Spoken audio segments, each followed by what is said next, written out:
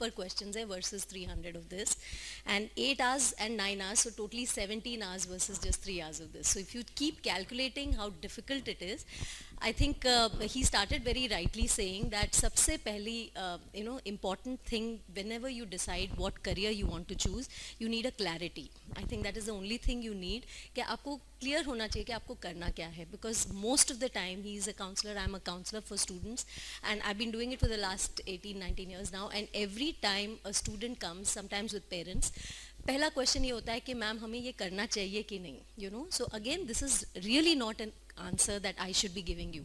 It should come that I want to do it, and how can I go about doing it. So how do you know whether you want to do USMLE or whether you should sit in India doing PG?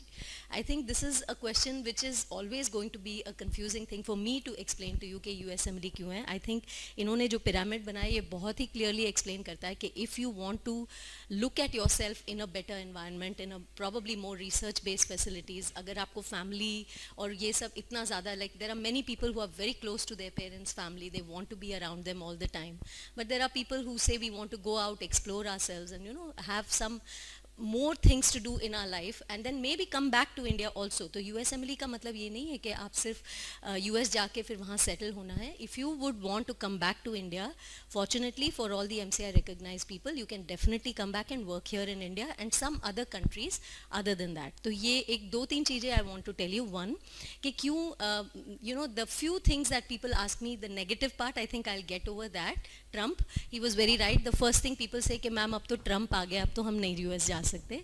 So this is again, he's not standing in the airport sending everyone back as he says. The main important thing about doctors, which you should remember, it's a special skill. These are skilled things and they really need. We have close to 1,20,000 doctors की कमी इस time, 1.2 million doctors की कमी US में है, और सबसे ज़्यादा the कमी that the international students or the international graduates are the ones who make this gap fulfill, and out of those international students 70 to 80% are Indians.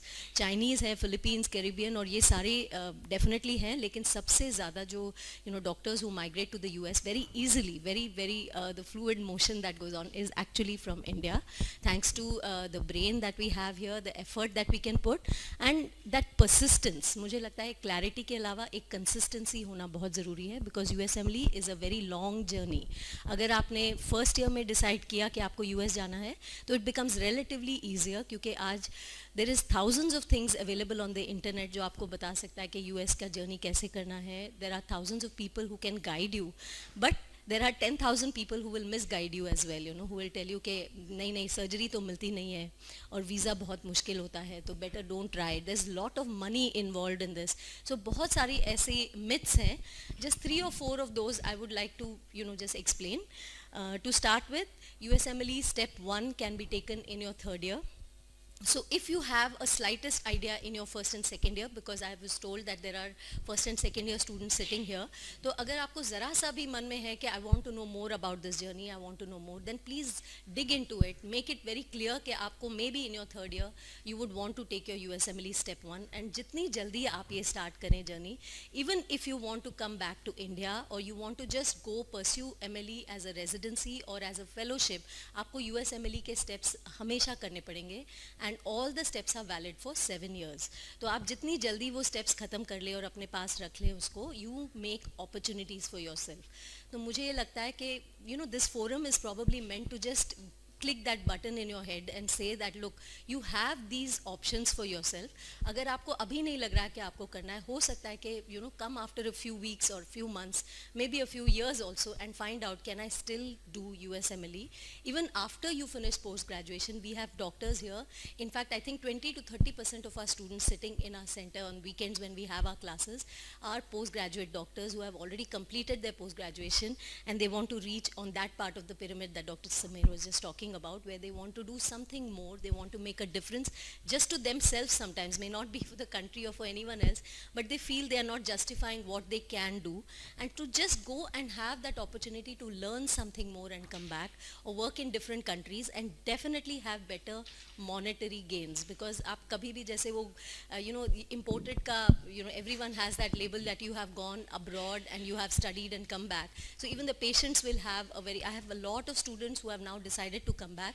We have 20% of students who have completed their fellowships in the US and are now working very successfully in big cities of India, especially Delhi, and they're very happy with the way things are for them because they have experienced that part of the story जहाँ पे वो US जाके उन्होंने best training ले ली है, they have lived their life independently for a few years, they liked what they did, and now they are coming back and earning a good amount of money here. तो ये opportunity है आपके पास. अगर आपको India में भी MD करना है and you want to just do a fellowship, even then you need 3 steps of USMLE.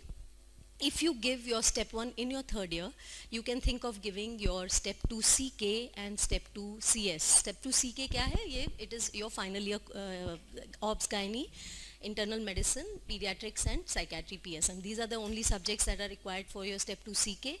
Usually final year के बाद ये step 2 CK देके, after that during your internship, very importantly आपको electives के लिए जाना पड़ता है. So what is these electives? A lot of people are confused about the kind of rotations that you can do in the US. ठीक है?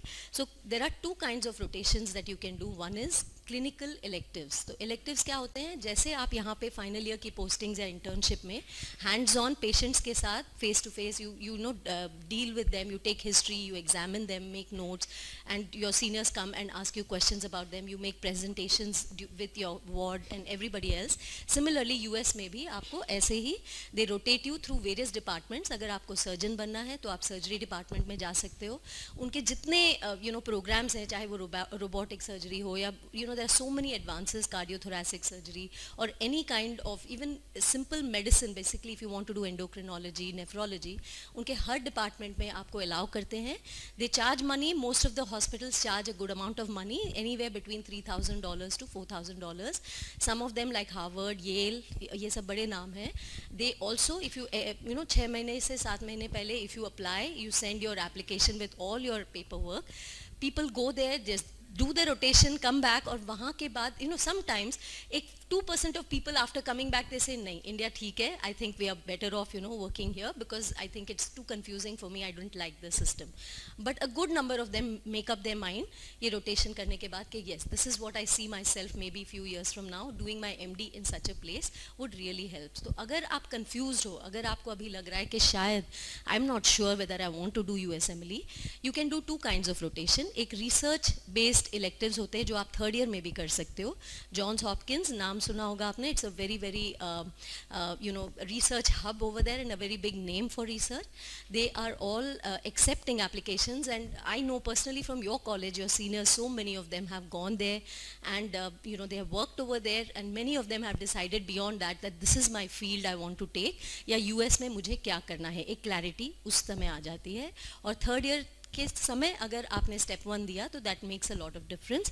Bye chance आप नहीं दे पाते हो 3rd ईयर में तो final year is a very tough year for us to think about it. You can start thinking about that in your internship year. ठीक है, तो इंटर्नशिप में अगर आप 2 महीने रोटेशंस करना चाहते हो, again it's of 2 kinds. You can apply with a step 1 score और without a step 1 score. So in case आपके पास स्टेप 1 स्कोर नहीं है, इवन देन अगर 6 मंथ्स एप्लीकेशन कुछ कॉलेजेस टोफल मांगती हैं, so you may have to finish your TOEFL.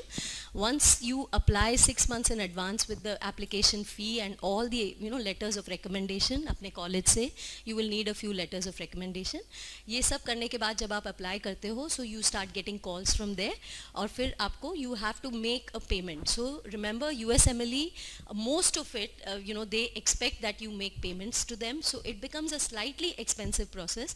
आपको anywhere between 8 to 10 lakhs is the basic stuff that you will have to spend, and वो ज़्यादा भी हो सकता है, and in case you have family or friends to stay with तो वो कम भी हो जाता है, because a lot of them start living with families or friends, so that living expense becomes a little less.